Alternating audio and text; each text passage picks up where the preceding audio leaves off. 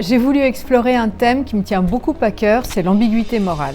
Et pour ça, j'ai plongé mon personnage principal dans une situation qui aboutit à un dilemme moral intense à la fin et qui s'est révélé au fur et à mesure de l'écriture, cette situation, être un thriller aussi bien intime que politique. C'est le face-à-face tendu entre un opposant politique à un régime autoritaire dans son pays et sa geôlière qui est psychiatre et qui vient le rééduquer.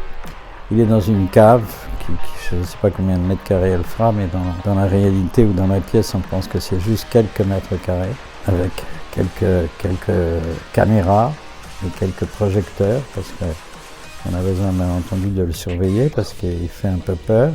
Et il y a une déléguée psychiatre, psychanalyste qui va régulièrement le voir pour essayer justement d'observer où il en est. Et est-ce qu'à un moment ou l'autre, il serait susceptible de pouvoir s'engager à fermer sa gueule définitivement, ne rien dire, ne pas critiquer et entrer dans le rang. Et en l'occurrence, avec lui, ça va pas être facile, quoi. Il a son caractère, il a ses certitudes, il a sa propre histoire. Et donc c'est un client difficile. Ce qui est important, je crois, pour moi de souligner, c'est que rien n'est noir, rien n'est blanc dans cette histoire, et tout est ambigu justement.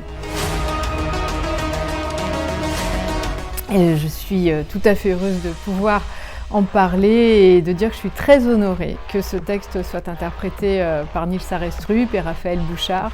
Je pense que Nils trouvera là un rôle à sa pleine démesure et qu'il a trouvé en face de lui une partenaire qui l'est tout autant.